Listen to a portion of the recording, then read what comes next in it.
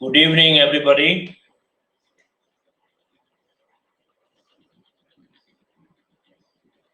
Good evening, everybody. It's really a pleasure to speak to all of you, the young minds who are the future of this country.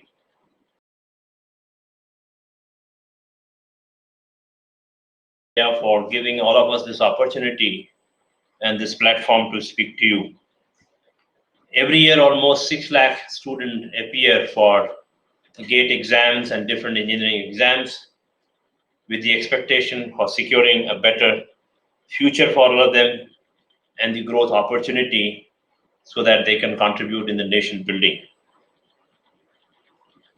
And I'm sure that next 45 minutes, you will find it to be very much interesting and motivational, and maybe some of you will be able to relate your future journey to that.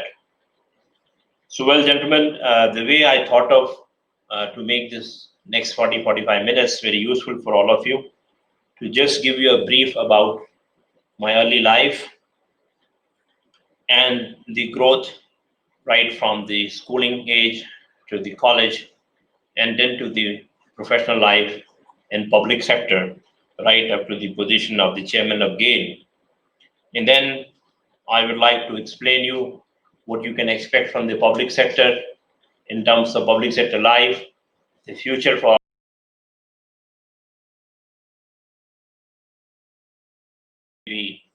I'll be happy to take some of your questions if you have any. So I was born in 1960 in Lucknow, and my father was in army, and once he retired in 1969, due to the financial constraint and the larger family responsibility, he decided to shift to a remote village, which is my native place in Uttaranchal, which used to be Uttar Pradesh at that time. And one of the most formative age of mine, from the age of 8 years till the age of 17, I grew up in the village environment in a very difficult life. As a student, I used to go almost 4 to 5 kilometers every day walking in the upper, the hilly terrain there. But that's the stage where it gave me a lot of basic learning. As people say that in early age of your life, you make your habits, and later on, habit makes you what you are. So I would say, though it was a life full of difficulty, hardships in the remote areas, but they set in very basic principle of a very disciplined life under the guidance of my mother. I used to help her in all the daily routine in the field with the animals, with the farms and all those places. But I was good in studies at that time, and I did well in my high school. In my 12th standard, I was throughout first class. And at that stage, I was not knowing what is the career of an engineer. The only expectation was to get some job and start earning something for your livelihood. My elder brother at that time gave me an application form asking me to fill up this form, and that's how I got into engineering. And I was fortunate to get on my first attempt into NIT Allahabad. It used to be an REC, and separate exam for the REC used to be there on those days. And then when I went to engineering college, that's the time it changed my life. It changed my perspective about the life. And it gave me a very good ground to develop and nurture myself, not only professionally, but as an all-round human being. And I was very active in extracurricular activity, sports in my college. And that's the time I focused on building my skill, coming from a rural background. And there used to be a lot of inferiority complex at that time, looking into our background and when you were competing with the people coming all across the country. But then I spent time on myself in developing my skill sets, my articulation, communication skill, my language of English, as well as reading a lot of newspaper, magazines. We used to have good facility, good club facility in the college, so I took full advantage of that.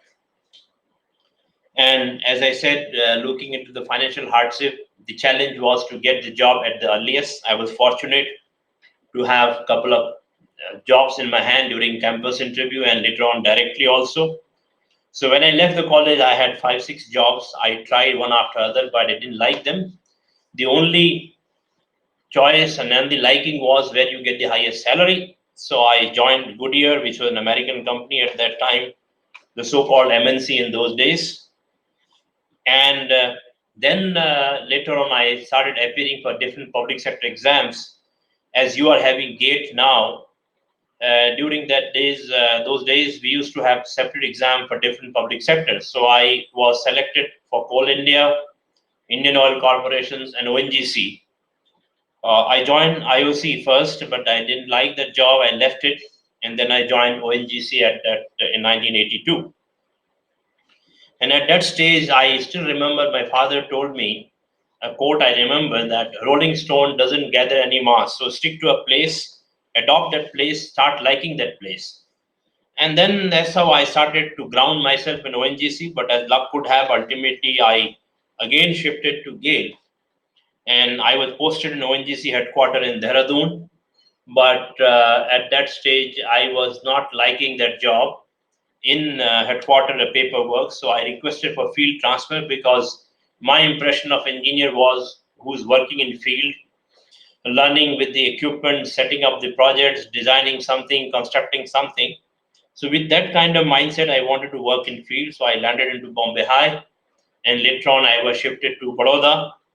And then during those days, the major project which Government of India was contemplating was how to utilize the natural gas, which was the natural resource available there in the country, and to put to best economic use for the country. So a separate task force was created in ONGC, and I was part of the task force. And that's how that gave me an opportunity to develop and conceptualize the overall utilization of gas into national economy. And then the concept of setting up fertilizer plant, because India is an agricultural society, large economy largely. So fertilizer was the main priority. Fertilizer, power, petrochemicals, all those industries were conceptualized at that time. In the country, we didn't have knowledge and experience of natural gas and the technology about it. We were sent on training to Denmark and Holland. I had an opportunity to be part of the team. So that gave me a good amount of exposure. And that's how, in the early days of my career in GAIL, where I had an opportunity to work from planning of for the whole gas master plan for the country, and then later on, construction of those pipelines, plants, and terminals, then operation, maintenance, and from there, I grew up in my career. Almost 20 years I spent in the field, practically executing different projects in the company. And then I was given the responsibility of a regional head of the northern region of GAIL. And that's the time I got an opportunity to get further exposure into the different facet of an organization in terms of finance, contracts, procurements, administration, the boundary management, stakeholders management, all those issues I was exposed to. And from there, later on, I was transferred after spending 20 years in field as general manager project in GAIL corporate office here in Delhi. And then I further grew up to the level of executive director projects and handling all the projects of the company. So that has been my journey as a functional manager.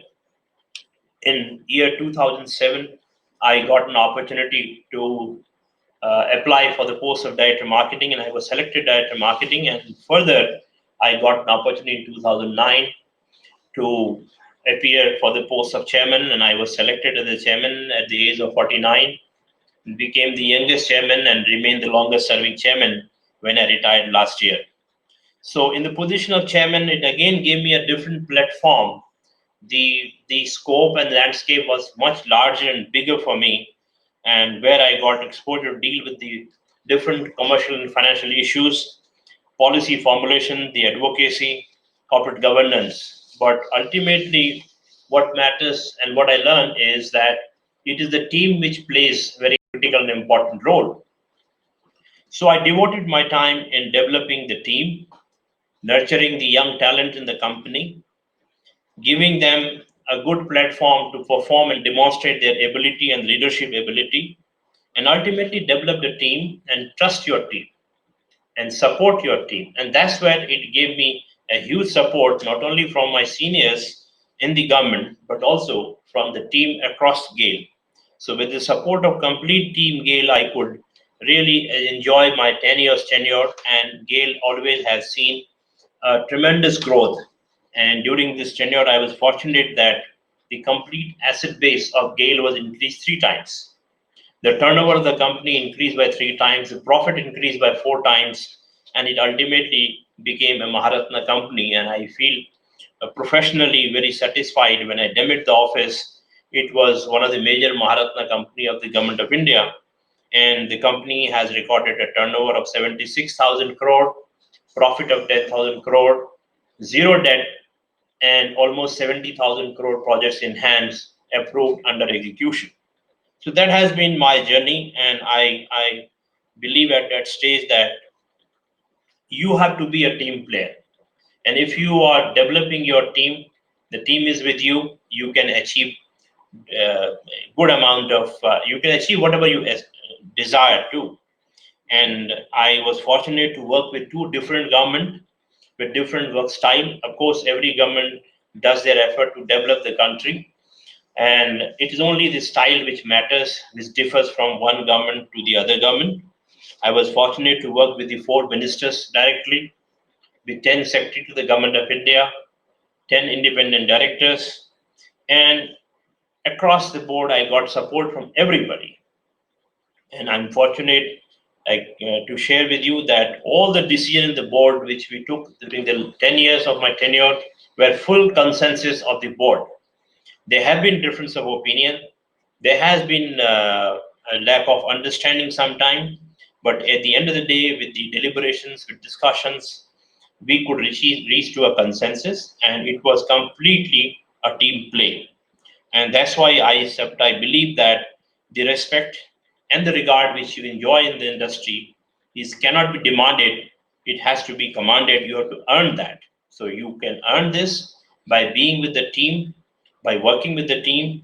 And the most important part which I learned during the chairman is, if your intents are correct, if there's an honesty in the purpose and sincerity, you can really achieve that, and everybody is there to support you. Now, some of the questions which you people might have in your mind is, what is the life in the public sector? Typically, not particularly about GAIL, but I'll talk about general public sector.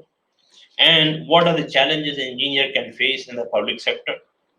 What are the experience he can learn? What are the growth opportunity which he can enjoy?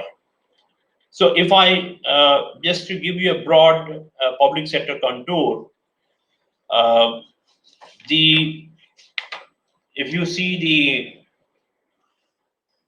life in the public sector is, you get an opportunity to have a huge exposure, and it's a huge learning ground and training ground. Every public sector undertaking spends a good amount of money and time in nurturing the talent, and therefore it is a huge opportunity uh, to learn. And what I have seen that though in a public sector you work within a defined policy, defined guidelines, but those policy and guideline enables you to function in a very disciplined manner, and you have been given full freedom to work within those domains. You have been given the financial authority and autonomy to perform, and if you are really able to demonstrate your ability, it gives you a very good learning ground and a ground for you to grow. And if you are a responsibility seeker, which I have seen in my own case, whenever I have functioned with the aim that I used to seek more and more responsibility. And due to that, all the bosses, all the senior people likes you. They give you more job, more responsibility. And I was performing the job one level above when I was in a particular position. And that's how it gave me an opportunity. So in the public sector is the only place where you get these kind of opportunity, that within the defined roles, defined definitions and parameters and process and procedures, you are allowed to function. It is up to you how much you want to extract out of it, how much you want to gain out of it. And at the end of the day, I can say that it is a good social security in the public sector. You have good infrastructure facility available in terms of medical facility, housing facility, schooling facility. And of course, it's a very disciplined life, and you develop in a public sector environment like a family. It becomes a camaraderie. It depends sometimes where you are working, which company you are working, what kind of job you have been assigned. Sometimes there are difficult projects in a remote area, and those places may have some difficulty in terms of education facility, medical facility. But by and large, most of the public sector nowadays have all those infrastructure and facilities available. In this age of IT, in this digitized world, I don't think any place is a remote area, and everywhere you are well connected, and you have all those facilities available to you. So therefore, in spite of some of the projects may be in a remote area, but they are not so remote where you don't have the modern facilities and the connectivity to the global world today. And therefore, it is up to the individual that how much he wants to extract, how much he wants to involve himself, and it gives you a great amount of opportunity if you want to learn. And if I give my personal example, you will see that a mechanical engineer has done the project planning, project execution, construction, operation, maintenance, finance, business development, marketing, and rising to the level of the chairman. And this is not the only one example of mine. There are many such examples in the public sector. So therefore, the way individual functions, it matters a lot. Ultimately, you are the key person that how do you take advantage of these well-defined, well-structured workplace. And I would also like to share with you, if you go across any sector in the country, in the private sector even, let's talk about energy, let's talk about oil and gas, let's talk about infrastructure, you name anywhere, you will find somewhere the person who is heading that organization or in the senior position of the organization have been working in the public sector. Most of the private refineries also are built by the ex-PSU people. Most of the private steel plants are built by the ex-PSU retiring from SAIL or from Indian oil corporations. Today, if you see most of the people in the private sector, in the gas industry, practically all are headed by the ex-GAIL people. So therefore, it gives you an opportunity to learn, to grow, not only in the public sector, but also beyond public sector. And sometime in my debate in the government, I have been telling that the contribution of public sector is not only to, to really perform in that particular segment or in particular sector, it is also building a lot of skill set in the country, the talent, the knowledge, the experience which they bring in.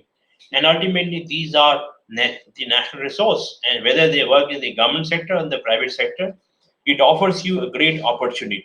So therefore, gentlemen, if you are looking at life in a public sector, it largely depends upon you that how much you want to extract out of it, how much you want to gain out of it. In terms of technology, today, all the public sectors are highly IT enabled. They are putting the latest technology, latest software tools in their applications. And it's not that the public sector is behind in application of technology and implementation of technology. So it's on the individual who, how much he wants to learn. And the one of the most important thing which I always prefer to share with the young people, and I would definitely like to share with you as well here, my biggest learning of life and the experience which I have gained beyond all these commercial technical aspects is the human being, what kind of person you are and how you want to go and what are your basic characters. So four important message which I want to give all of you, and if you want to build a sustainable future for you, the fourth thing you must remember, and this is a sort of message and advice I would like to give it to you. The first is your personal integrity. The personal integrity and the honesty of the purpose for which you are, whichever organization you are working, your ethics, professional ethics and personal ethics. These are non-negotiable. If you have your personal integrity is impeccable, If there is an honesty in the purpose, and if your personal professional ethics are as per the standard, as per the code, you can have a sustainable growth in the future, whether you work in the government sector or you work in the private sector. A person with high integrity, personal ethics, personal professional ethics will go a long way in his career. You might have seen many such examples when people rise very fast, but if they lack some of these basic character, they don't go far. It is definitely very difficult for you to rise up in the career, but it is more difficult to stay in the top position for long period if you don't have these basic tenets of life. And I give the highest importance on personal integrity. The second thing is the value for time and the opportunity. You might have heard the quote, the time and tide wait for none. So therefore, time is very important. Time is money. Time has value. So invest time in yourself, in your development, in your skill development, in your other proficiency improvements. But if you are not able to utilize time effectively, and if you are not able to realize the opportunity available to you, it may not come again. So therefore, please give due importance to and value to time and the opportunity. And third important thing which I want to share with you, no job is bad or is small, or it doesn't mean it doesn't have importance. Any assignment given to you in your career, please use that as an opportunity. Give your best, and every time you will learn. And once you perform good in a given task, everybody will prefer you and give you a higher task. I have seen this is the basic human nature. A person who is a performer, a person who does job assigned to him, everybody will like to keep him with him. Nobody likes a person who shirks the responsibility, who demean the job, who treats the job that this is of less significance.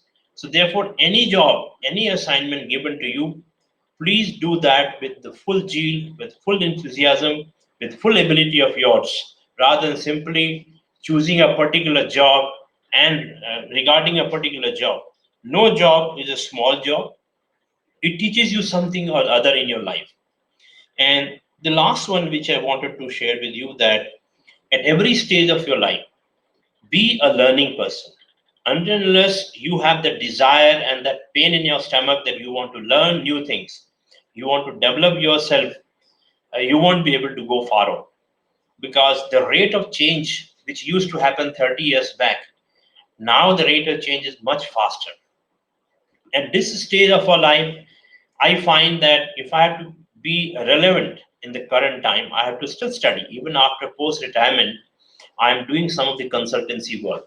But for doing that, I have to study a lot. For example, I am just giving you to explain this.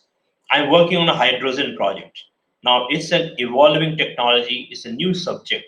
Now, to understand and deal in this subject, deal with the consultant, deal with my clients, I have to be abreast with the latest, what is happening in the world, what is happening in different field of hydrogen technology.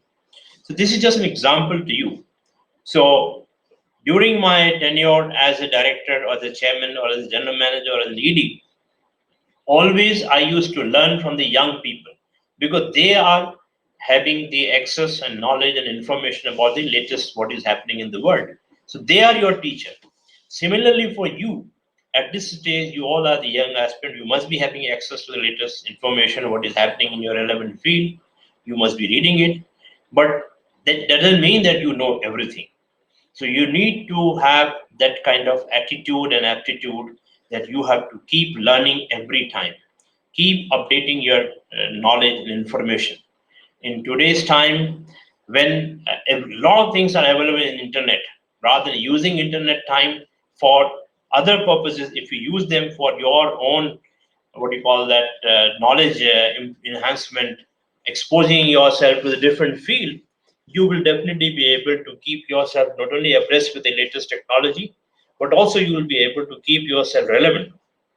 This may be important, may not be so important to you now, But 5 years, 10 years down the line in your career, if you are not keeping yourself updated with the latest development, probably you will not find yourself relevant because the rate of change is very fast.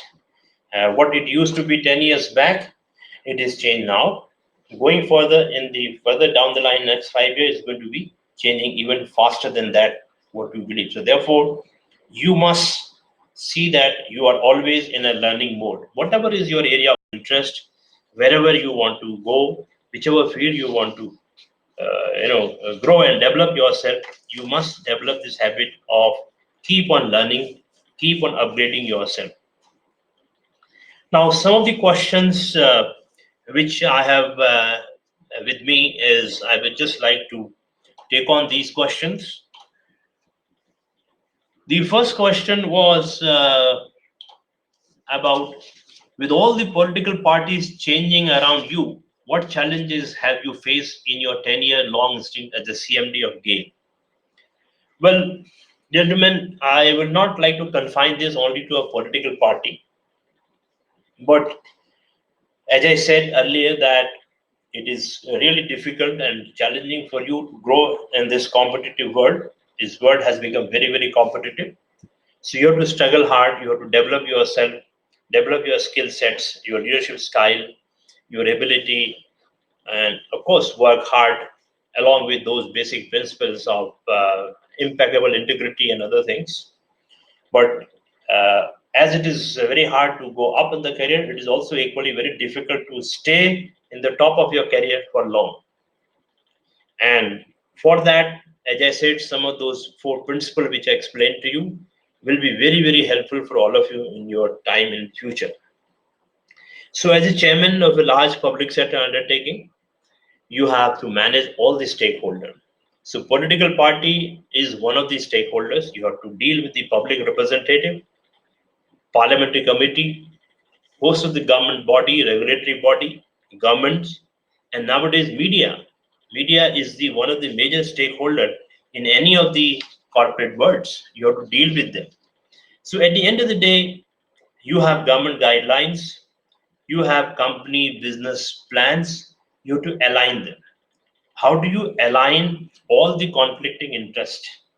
Many a time I have seen the opportunity when you talk about managing political party, there are pressures on you as a chairman to execute particular project, to sanction particular project, to support certain projects, to have some kind of joint ventures, to support certain kind of technology. All these things do come, which is up to you. How do you deal with them?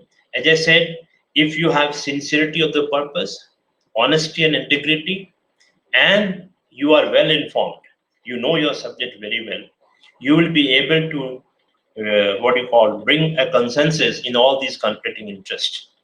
Many a time I have seen that there have been unviable projects on which there was a pressure from the different corners.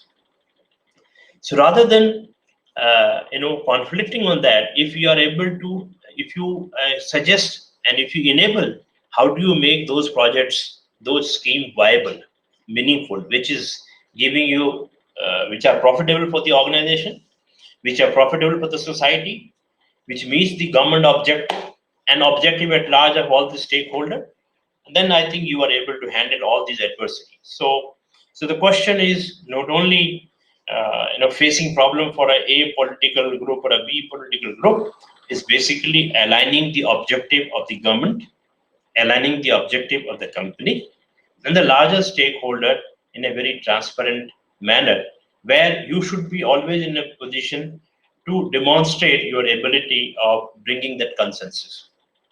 So yes, I had many such challenges, but with these all basic principle, I was able to manage it, and not only manage that. During the last 10 years as my chairman, there has been no such, I would say, problem in the company, any complaint, any. The CAG has been the biggest auditor of the watchdog of all the public sector. For complete 10 years, there has been no objection, no observation by Comptroller Auditor General in the functioning of the company. It is just because of the transparency and the honesty of the purpose. And in spite of differences coming, we have been able to manage and handle it. And of course, it's a team play. The second point which you have raised is watching the gas industry from its infancy. What are the major breakthrough that you would wish to recall? Yes, I think it's a very interesting question.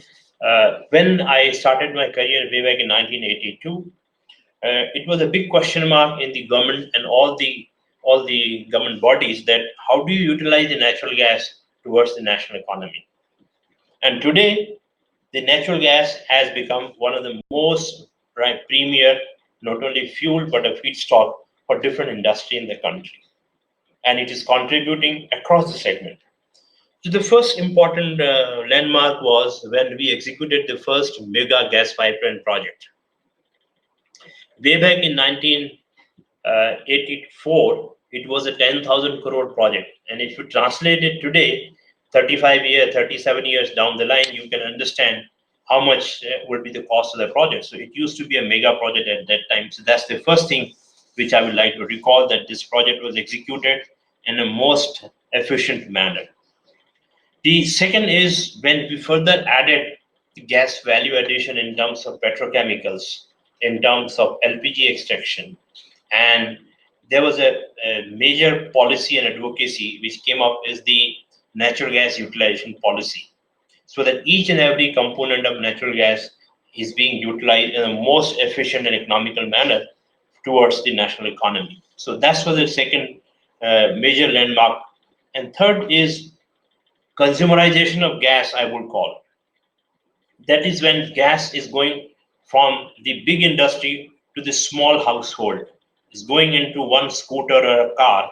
So gas consumerization started at that time when the first project we started in Delhi and Bombay.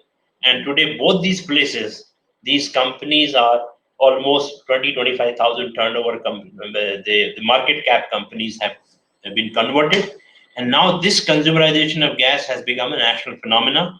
And today, major expansion, almost more than 1 lakh crore, is being invested in developing infrastructure to meet this consumerization of gas.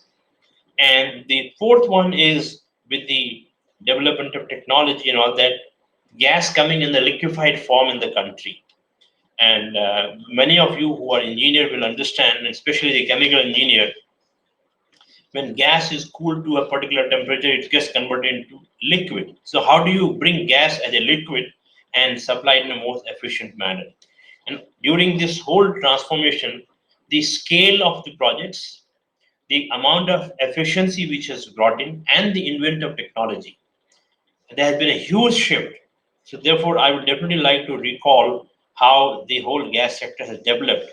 And even as we speak today, large amount of reforms are still due in the gas sector, which are happening now. And I'm sure in next 4 to 5 years, the real benefit of all those last 30 years, 35 years, development of gas infrastructure, policy, industry, and technology will play a much bigger role in the national economy and meeting the energy demand of this country. The next question I have is how rigorous could be a job of an engineer? Well, I mean, this, as I have been telling, that this job could be as rigorous as you want to take. Of course, it depends which kind of job if you are. If you are in a projects, it is a tough job. It's a tough life as a project engineer, construction engineer. And I remember in 1984, 85, when we used to be in the fields, in the construction, we stayed in tents at least for 1.5 years. And at that time, the telephones, the hotels, the transport, we used to have very old uh, Willys jeeps to travel 400 to 500 kilometers every day, stay in the tents. The life was much difficult. Today, the life has changed, and the basic economic level of the whole country and the society has improved. So, to that extent, there's a good amount of infrastructure is available, but still, the life of project engineer, construction engineer is as demanding as it is. In days to come, as the more private sectors are entering into these fields, and in the major field where public sectors are there, is not only I'm talking of GAIL, In many of the public sector, they are facing competition with the private sector. So it has become more and more competitive world for an engineer to perform when he functions as an engineer, or later on he functions as a commercial manager. And I would say rather it is an enjoyable, but it depends upon you how you want to take it. And the next question, which is with me, is what is your views on the motion of the millennium not being able to cope up with it and takes to be engineer at site? Well, I think this is a very important topic. People keep on debating that in today's time, the engineer wants to work on a white collar job. Well, I would not 100% agree with that, because it's a more choice and options available to you today because of these IT and digitizations. During our time, hardly engineers used to go to banks and insurance company, financial institutions, different funds, and all those things. So now the economy has changed.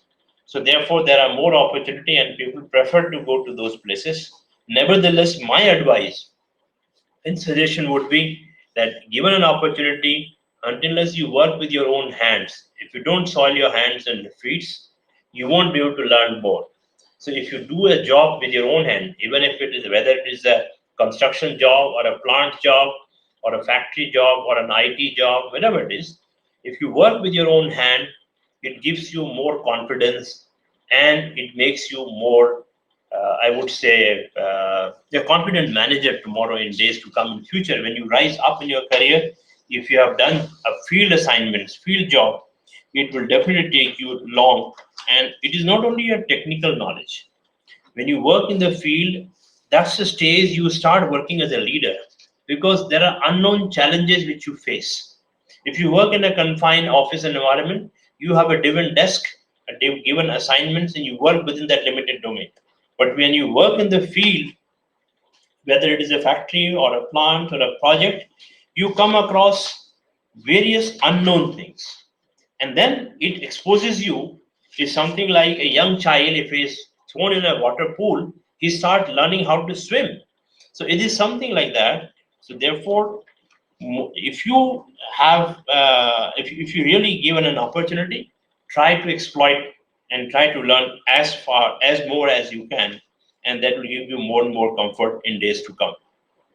The last question I have is, being a product manager, or I think it's a project manager for various pipeline project in your tenure, what part of the job was hardest to you? Well, a project manager basically is a person who is responsible for anything and everything. And for a good amount of time, I was heading the project department. Right from the early age, I was executing the project. So I have learned this, and during the time tenure as a project manager, uh, I believe the project manager, the first responsibility of project manager is to manage the different stakeholders. And who are these stakeholders in the project? It could be a design engineering team, it could be a finance team, it could be a team for procurements, your supplier, your contractors, and ultimately you have to see that you execute the project within the cost, within the timeline, and as per the quality and standards.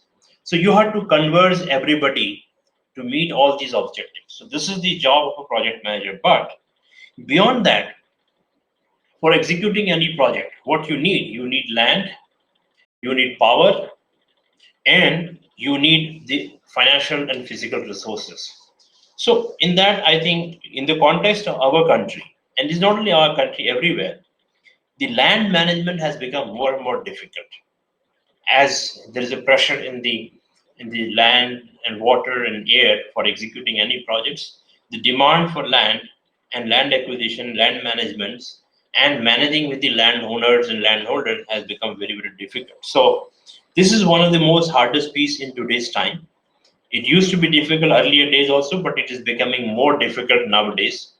And of course, the biggest challenge for the project manager, in my opinion, is to bring all the stakeholder in one table to enable the ultimate aim of executing project in a given schedule and time. So I think, gentlemen, these are the questions given to me, and I would just like to see if there are some questions which I would like to take. And uh, okay, one of the question is there: will the fuel power sector diminish with the increase in dependency on electric power sector? So I'd like to answer this question. Some gentleman, Mr. Ritesh, has posed this question. You see, the whole world is looking for decarbonization, and today the hydrocarbon meets almost 40% of the energy demand. And will it happen so fast that you will be out of you will not be needing coal, oil, and gas? I think it will take considerable time. I agree that a lot of electrification is going on. If you see the Indian Railway, it is moving towards electrification. If you see the cities, people are talking of electric cars, EVs, and batteries. Yes, this will happen very fast. It is depending upon the how efficiently and how economically we can develop the battery technology, how we can cut down the cost of batteries, and there is always a learning curve for that. It will happen. But to me, it appears at least the next 20, 30 years will still be depending upon the coal, oil, and gas. Of course, the percentage will reduce and the share towards the EVs and batteries will increase. But it will take considerable time, in my opinion, at least for next 30, 40 years. Then, okay, I'll take another question from Varad. How does a project manager enable the coordination of all the team and stakeholder to work for a particular project? Very good question. See, the project manager is master of none and jack of all. That's the definition of a project manager.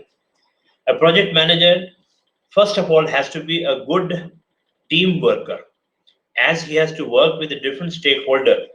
Everybody has his own priority and preferences. But if he is able to convert their preferences and priority to his own priority, and how can he do it? If he is a team player, if there are a good interpersonal relation he is maintaining with the people, if he understands the broad contour of the projects and he is able to convince the people, I think he will be able to bring everybody to a common goal and will be able to seek support from everybody. But at the same time, uh, he has to be a team player. He has to be a team player, and simultaneously he has to be a leader, a leadership quality. He has to demonstrate. And if he is a good leader and if he's a team player, he'll be able to bring all the stakeholders together. Well, one question somebody has asked me is Mohammed Akram. How was your life in NIT Allahabad? Oh, it was wonderful, gentlemen. It was life free from any anxiety, any worry, and it's only doing your study sincerely, enjoying your day, enjoying your extracurricular activity, building a good relationship with your colleagues and good friend circle. And it was really wonderful time. And as I shared in my earlier journey, that is the phase which transformed me. Otherwise, a person with my background who lived earlier formative age of his life from the age of 7 to 17 in a village, remote village, hardly having any access and information to the modern tool at that time. It was the college which gave me the opportunity to look the world in a different manner. So therefore, it was really a wonderful time, and I enjoyed my stay there. And what I am today is definitely the education and the development opportunity I got in the college.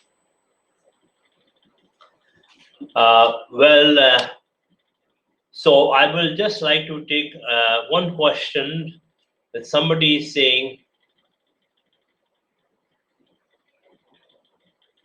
sir, define the team player. Okay, I think it's an important question. With that, I think we'll be crossing the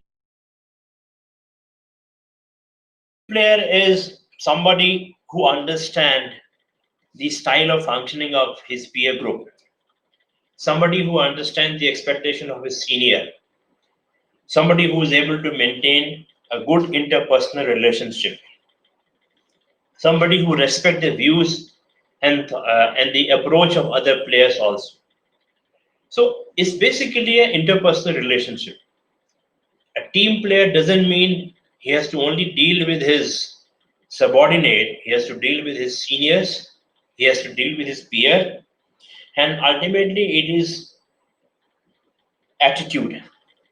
And gentlemen, before I conclude my talk, I would like to tell all of you, and I, during my retirement farewell, I gave this message to all my colleagues in the company.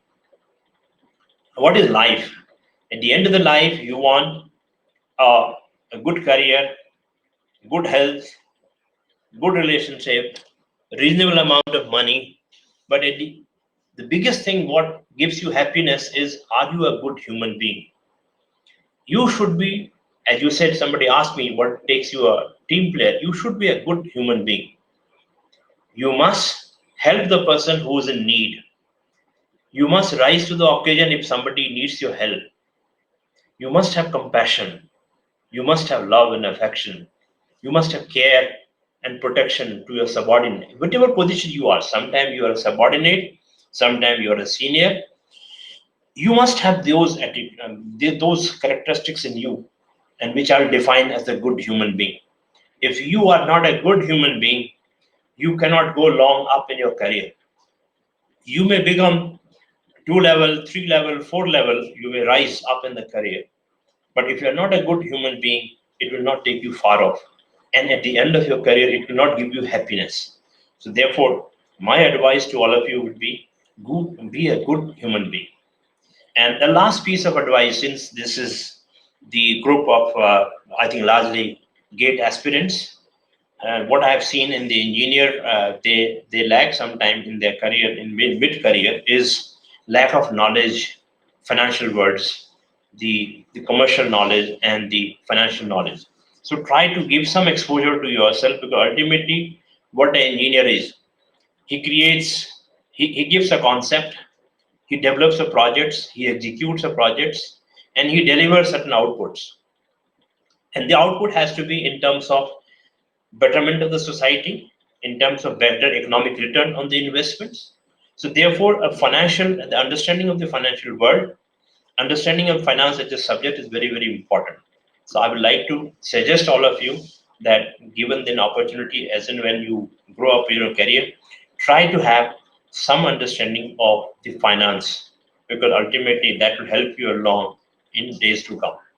So it's really pleasure interacting with all of you, gentlemen. I wish you all a great career, and good luck to all of you, those who wants to build their career and appear in GATE, build their career in the public sector. But as large, I would like to wish you a good life and a good future. Thank you very much. It was really a pleasure interacting with all of you.